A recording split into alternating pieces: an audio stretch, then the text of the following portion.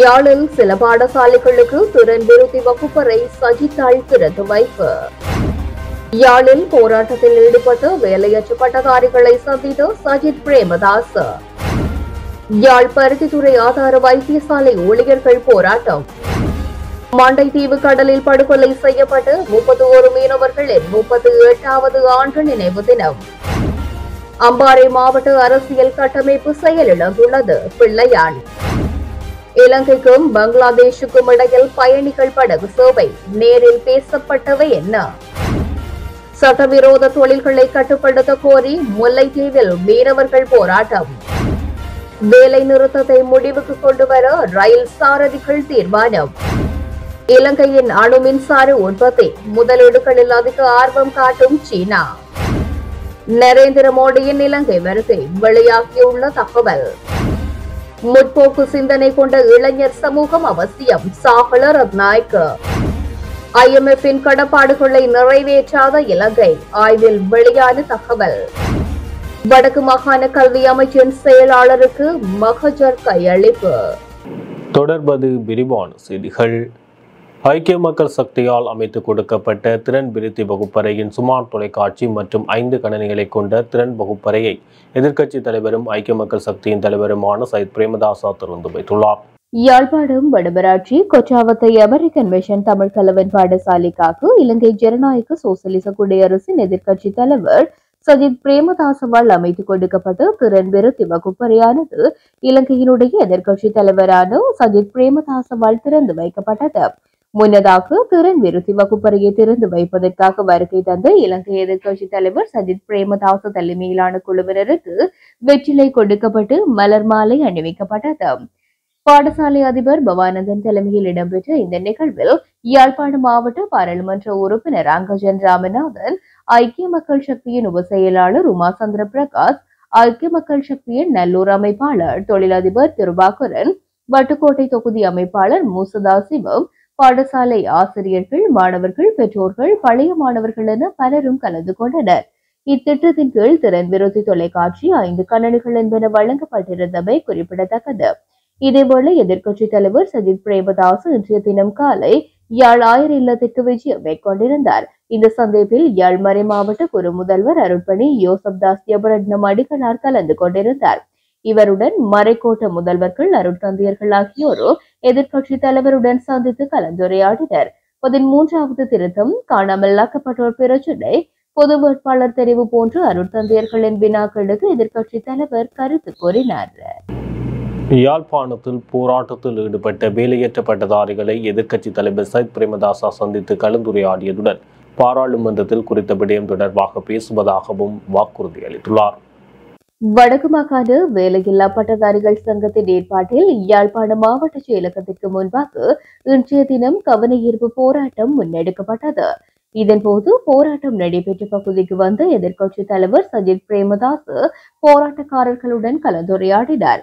இதன்போது எமது ஆட்சி உருவாக்கும் போது கல்வித்துறையில் சீர்திருத்தம் கொண்டு வருவதாகவும் மாற்றுத்திறனாளி பட்டதாரிகளுக்கு முன்னுரிமை வழங்கப்படும் என தெரிவித்தார்.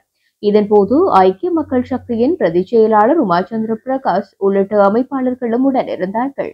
சஜித் பிரேமதாச யாழ்ப்பாணத்துக்கு 4 நாள் சுற்றுப்பயணமாக வருகை தந்துள்ளமை குறிப்பிடத்தக்கது.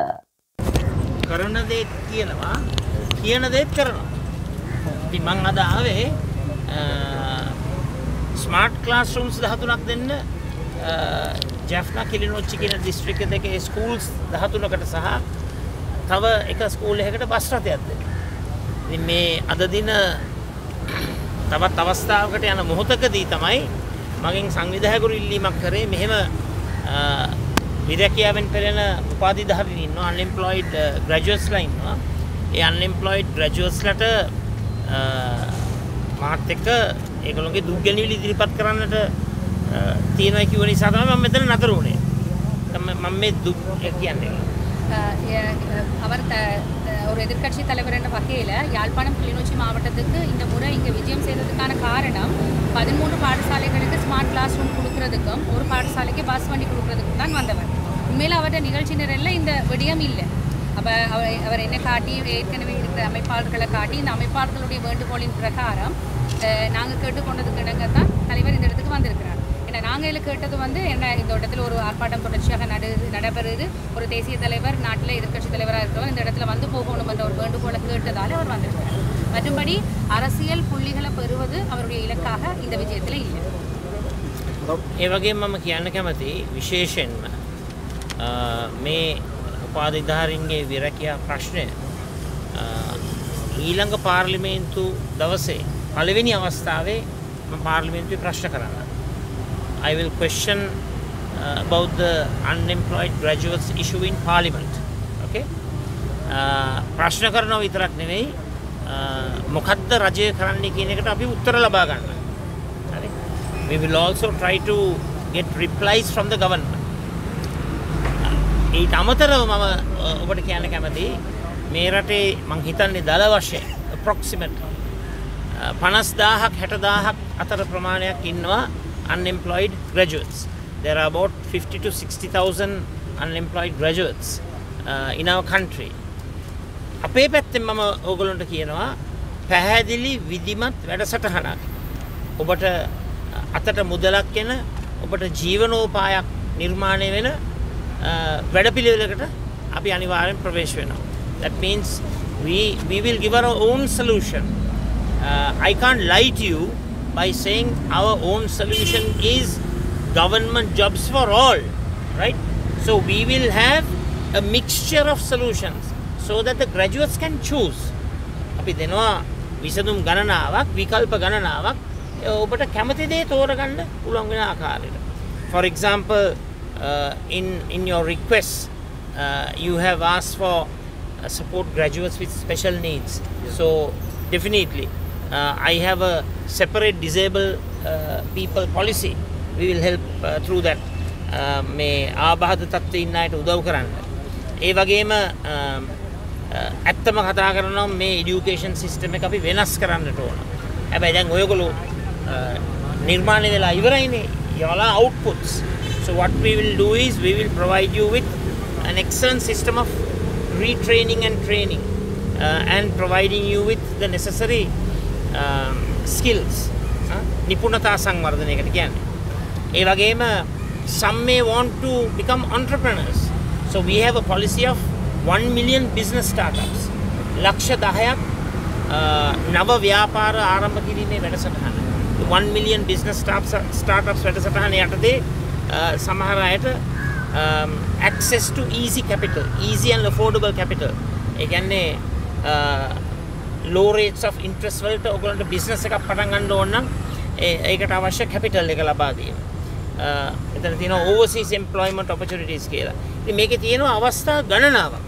මේ හැම දේ පිළිබඳව මම ඉස්සෙල්ලා කරන්නේ පාර්ලිමේන්තුවේ මේක මතු කරන්නම් unemployed graduatesලා සියලු දෙනා වෙනුවෙන් මතු කරනවා විතරක් නෙවෙයි මම පාර්ලිමේන්තු එකේ අපි කරන්න යන වැඩපිළිවෙලත් ඔබට ඉදිරිපත් කරනවා.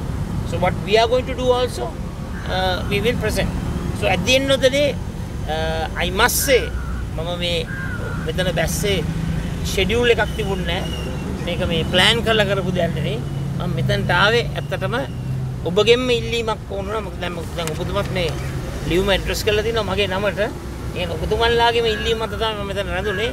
මම එහෙම නිකන් මේ මිනිස්සු රවට්ටන සටකපට රැවටිලි දේශපාලනය මම කරන්නේ නැහැ. මම අවංකවම unemployed graduates ඒ කියන්නේ රැකියා නැති උපාධිධාරීන් 50000ක්ද 60000ක්ද ඒ අය වෙනුවෙන් ඒ අය අපේ සමාජයේ උගතුන් බුද්ධිමතුන් you all are the intelligentsia of our society. We will do our very best to ensure that we give you replies. Yazhpanam Vadamarachchi Paruthithurai ஆதார வைத்தியசாலையில் கடந்த 8ஆம் தேதி விடுதி இலக்கம் 7இல் நுழைந்து அங்கு கடமையில் இருந்த தாதிய உத்தியோகத்தரை தாக்க முற்பட்ட சம்பவத்தை கண்டித்து இன்று மதியம் 12 முதல் 1 மணி வரையான உணவு வேளையில் வைத்தியசாலையின் தாதிய உத்தியோகத்தர்கள், சிற்று ஊழியர்கள், தனியார் பாதுகாப்பு உத்தியோகஸ்தர்கள் இணைந்து கவன ஈர்ப்பு போராட்டம் ஒன்றை முன்னெடுத்தனர். உத்தியோகத்தர்கள் பாதுகாப்பை உறுதிப்படுத்தி ஆயுதம் தாங்கிய போலீசாரை கடமையில் ஈடுபடுத்து சம்பந்தப்பட்ட குற்றவாளியை கைது செய் போன்ற கோரிக்கைகளை முன்வைத்தே குறித்த போராட்டம் முன்னெடுக்கப்பட்டது. இதில் சுமார் 100 வரையான உத்தியோகத்தர்கள் கலந்து கொண்டனர். நான் மந்திய ஆதார வைத்தியசாலையில் இந்த சம்பவம் இடம்பெற்ற விடுதியின் இன்சார்ஜாக இருக்கிறேன். அதோடு இந்த அரச தாதிய சங்க சங்கத்தின் உறுப்பினராக இருக்கிறேன். கடந்த 8ஆம் தேதி நடந்த நிகழ்வு போன்று எங்களோட விடுதியில் அடிக்கடி இவ்வாறு நிகழ்ந்து கொண்டே இருக்கின்றது. இதுவரையில் இதுக்குரிய ஒரு பாதுகாப்பு நடவடிக்கையோ அல்லது அந்த சம்பந்தப்பட்ட நடவடிக்கைகளுக்குரிய எந்த விசாரணைகளும் இடம்பெற்றதும் இல்லை. இது போன்ற நிகழ்வுகள் இனி வராமல் இருப்பதற்காகத்தான் இந்த பணிப்புறக்கணிப்பை நாங்கள் மேற்கொண்டுள்ளோம். இப்பணிப்புறக்கணிப்பிற்கு ஒரு தகுந்த நடவடிக்கை எடுக்கப்படாதவிடத்து நாங்கள் மேற்கொண்டு அனைத்து தொழிற்சங்கங்களையும் இணைத்து ஒரு தீவிரமான போராட்டத்தை ஈடுபடுத்த உள்ளோம் என்பதை மனவருத்தத்துடன் தெரிவித்துக் கொள்கிறோம். நன்றி. மண்டதீவு கடலில் படுகொலை செய்யப்பட்ட 31 மீனவர்களின் 38வது ஆண்டு நினைவு தினம் இன்று யாழில் அனுஷ்டிக்கப்பட்டது. குறித்த நினைவு தின அஞ்சலி நிகழ்வானது யாழ்ப்பாணம் குருநகர் பகுதியில் படுகொலை செய்யப்பட்ட 31 மீனவர் நினைவாக அமைக்கப்பட்டிருக்கின்ற நினைவு தூபியில் இடம்பெற்றுள்ளது. இந்த அஞ்சலி நிகழ்வில் படுகொலை செய்யப்பட்ட மீனவர்களின் உறவினர்கள், கிறிஸ்தவ மத குருமார்கள், பொதுமக்கள் என பலரும் கலந்து கொண்டு கொல்லப்பட்ட மீனவர்களுக்காக வழிபாடுகளில் ஈடுபட்டதுடன் அவர்களுக்கு அஞ்சலியும் செலுத்தினர். 1986ஆம் ஆண்டு ஜூன் மாதம் 10ஆம் தேதி குருநகர் இறங்குதுறையில் இருந்து கடற்தொழிலுக்கு சென்ற மீனவர்கள் 31 பேரும் மண்டைதீவு கடலில் வைத்து கடற்படையினரால் படுகொலை செய்யப்பட்டிருந்தார்கள் என்பது குறிப்பிடத்தக்கது. ஒரு மக்கள் கூட்டத்தின் பிரதிநிதிகளாக ஆக்கப்பட்டுள்ள நாங்கள் அந்த மக்களின் அரசியல் பொருளாதார நிலைமைகளில் ஆழமான அறிவு கொண்டு உழைத்து வருகின்றோம். இந்த உழைப்பில் நாங்கள் அனைவரும் பங்குதாரர்களாக மாற வேண்டும். இது தமிழரசு கட்சியின் தனிப்பட்ட பிரச்சினை கிடையாது என தமிழ் மக்கள் விடுதலை புலிகள் கட்சியின் தலைவரும் கிராமிய வீதி அபிவிருத்தி ராஜாங்க அமைச்சருமான பிள்ளையான் தெரிவித்துள்ளார். சிவனேசதுரை சந்திரகாந்தன் எழுதிய ஈஸ்டர் படுகொலை இன மத நல்லிணக்கம் அறிதலும் புரிதலும் தொடர்பிலான நூல் அறிமுகம் அம்பாறை மாவட்டம் காரைதீவு மத்திய கல்லூரி ஒன்றுகுடல் மண்டபத்தில் ஞாயிற்றுக்கிழமை இடம்பெற்ற போது அங்கு உரையாற்றிய அவர் மேற்கண்டவாறு குறிப்பிட்டார்.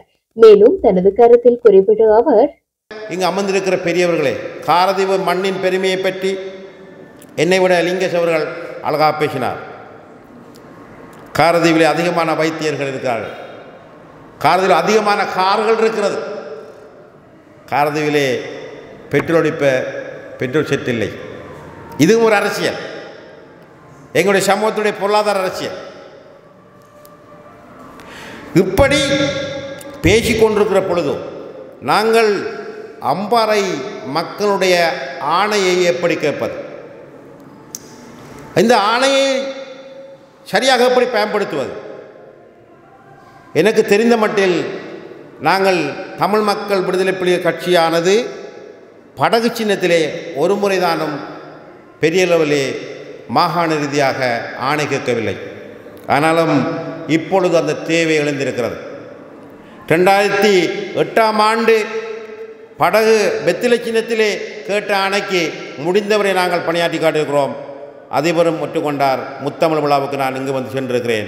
3 ராஜாக்களை உருவாக்கி அதிலே விவசாய அமைச்சராக கூட ஒரு ராஜாவை இருந்ததை நான் நினைவுபடுத்த விரும்புகிறேன்.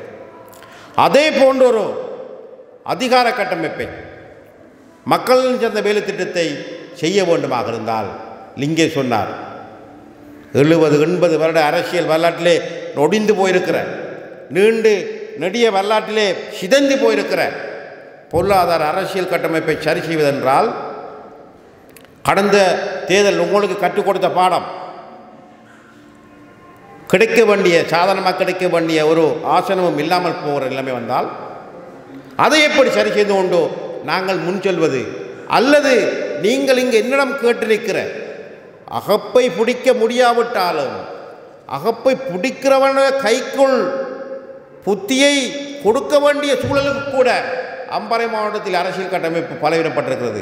அதுக்கு உதாரணம்தான் இப்பொழுதோ பிச்சை கேட்டெடுத்து இறுதியில் தமிழரசு கட்சியினுடைய செயலாளர் பதவியும் போன ஒரு தேசிய பட்டியல் கிடைத்த பார்லமெண்ட் உறுப்பினர் நிலைமை பற்றி நான் சொல்ல வேண்டியது கிடையாது,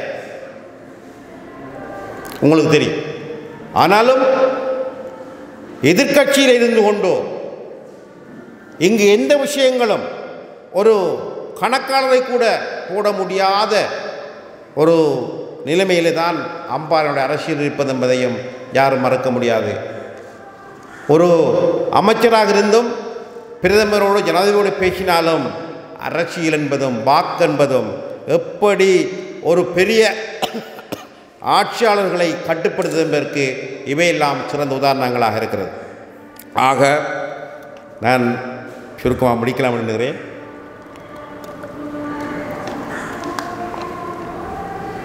ஒரு மக்கள் கூட்டத்தின் பிரதிநிதிகளாக ஆக்கப்பட்டிருக்கிற நாங்கள் இந்த மக்களுடைய எதிர்கால அரசியல் பொருளாதார நிலைமைகளிலே ஆழமாக அறிவு கொண்டு உழைத்து வருகிறோம்.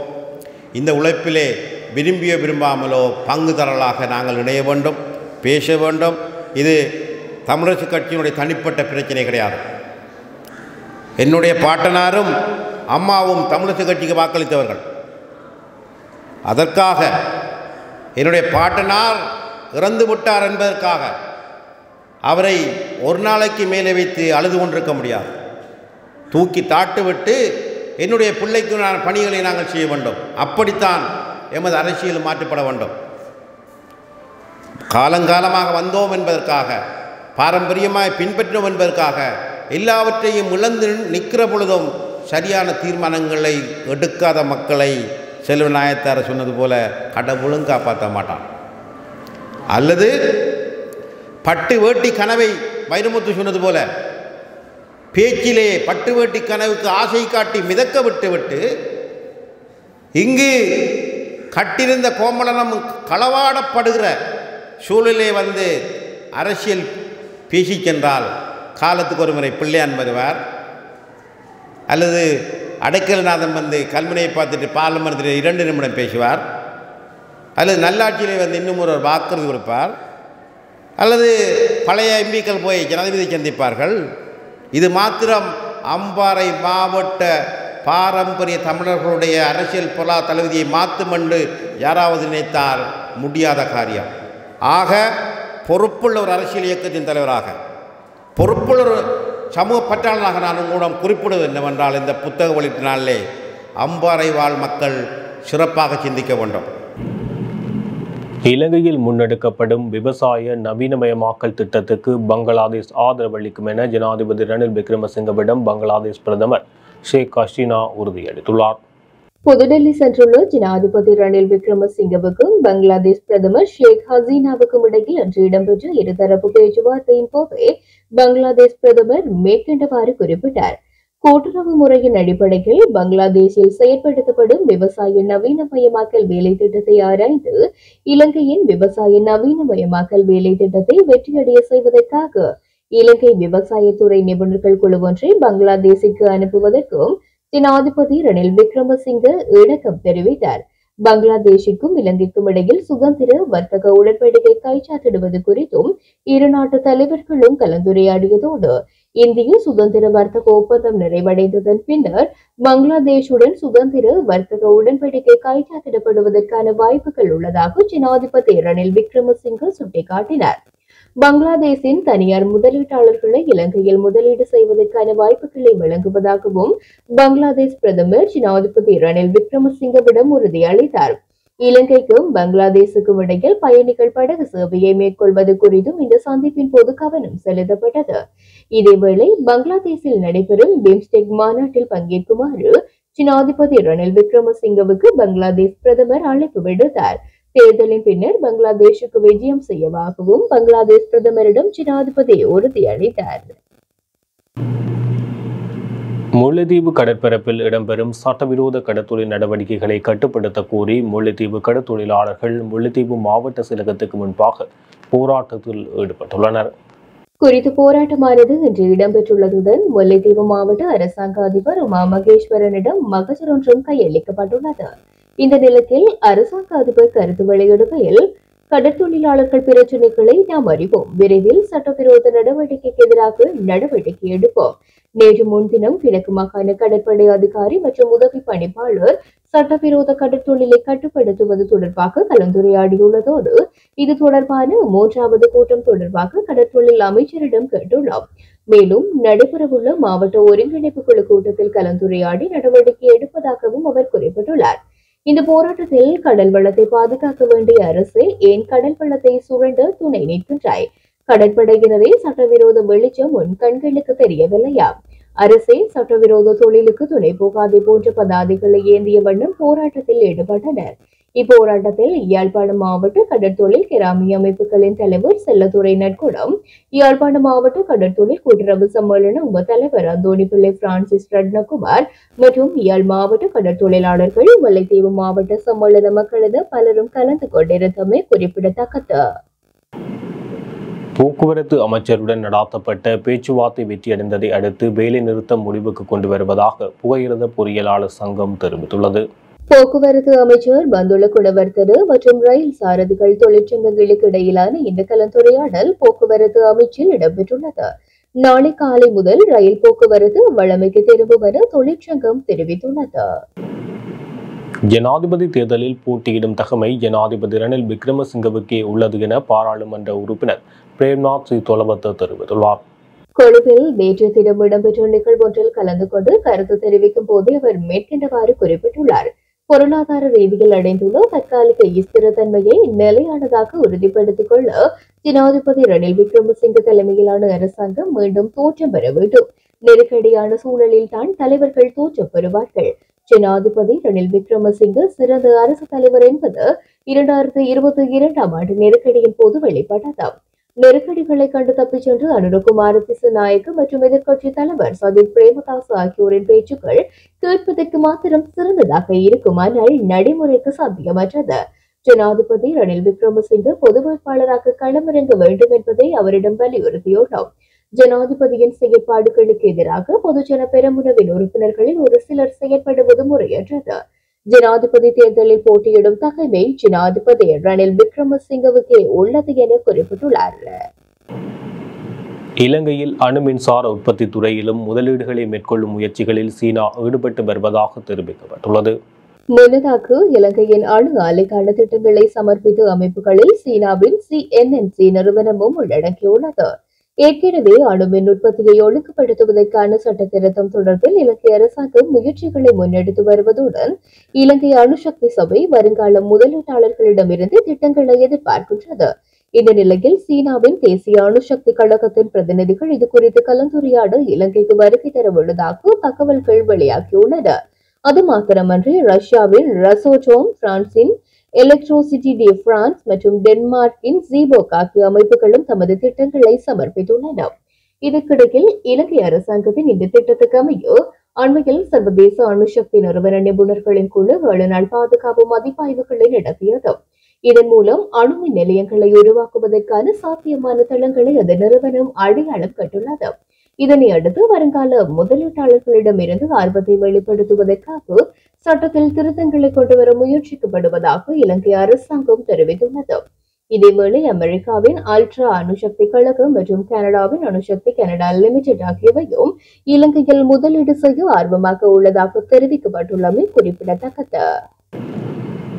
இந்திய பிரதமர் நரேந்திர மோடி இந்த ஆண்டு ஆகஸ்ட் மாதம் இலங்கைக்கு விஜயம் செய்ய வாய்ப்புள்ளதாக ஜனாதிபதி அலுவலக அதிகாரிகள் தெரிவித்துள்ளனர். இந்திய பிரதமர் நரேந்திர மோடியின் பதவியேற்பு விழாவில் இலங்கை அதிபர் ரணில் விக்ரமசிங்க கலந்து கொண்டுள்ளார். அதன்போது ராஷ்டிரபதி பவனில் இருவரும் சந்தித்து பேசிய போது இலங்கைக்கு வருமாறு மோடிக்கு அழைப்பு விடுத்திருந்தார்.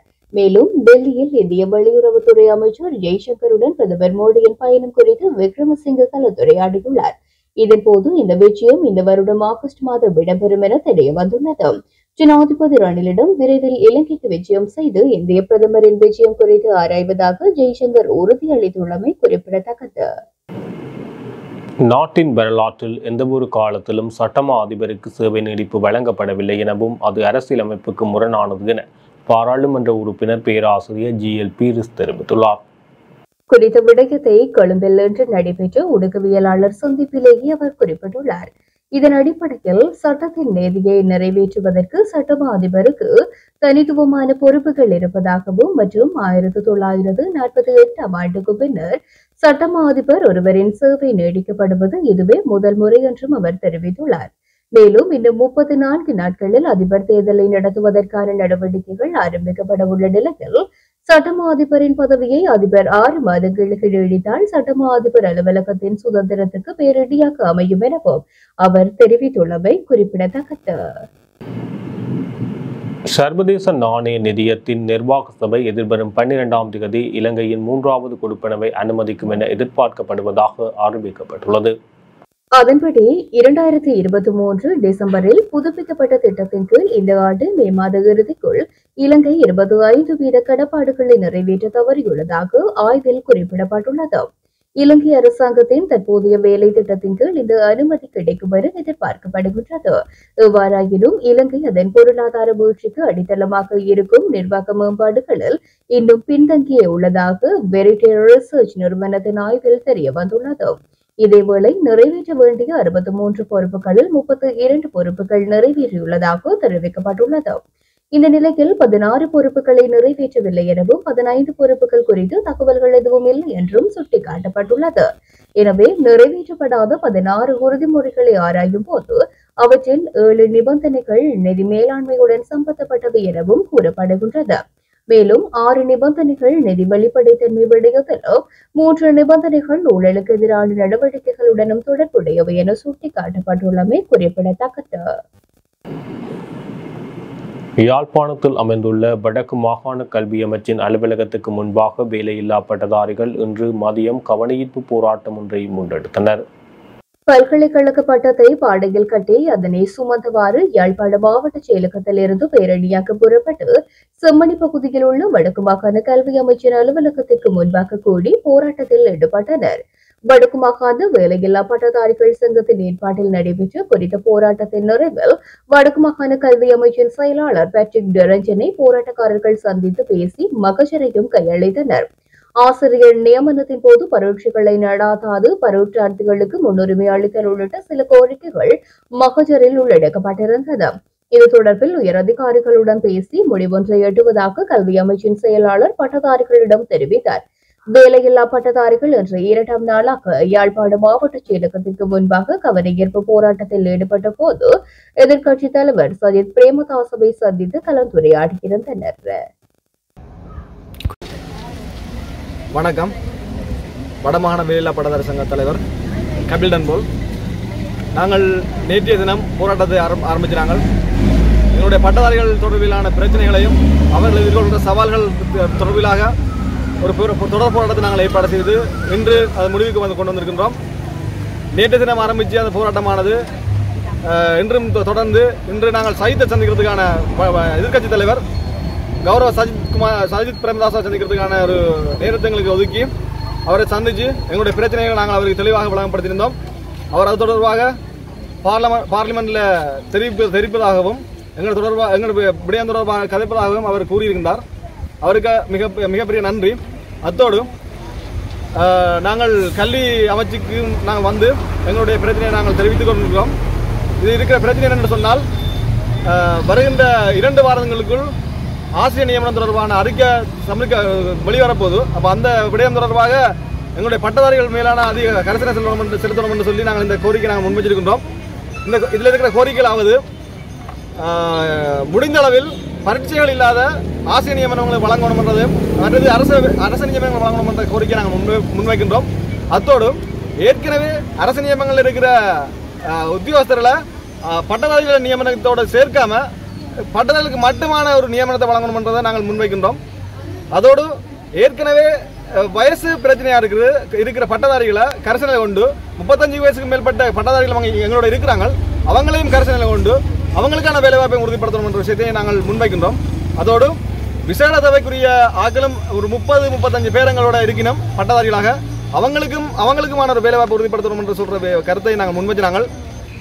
ஏனைய நிறைய பாடங்கள் போன முறை அவங்க கரிசனை செலுத்தாத நிலையில் இந்த முறையாவது அதிகமான பாடங்களை கரிசனை செலுத்தி இருக்கிற வெற்றிடங்களை முழுமையாக பூர்த்தி செய்து எங்கள் பட்டதாரிகளை உள்வாங்கி எங்களுக்கான வேலைவாய்ப்பு உறுதிப்படுத்தணும் என்று சொல்ற விஷயங்களை முன்வச்சு கொண்டு கல்வி அமைச்சுக்கு நாங்கள் இந்த விஷயத்தை தெரியப்படுத்தினாங்க.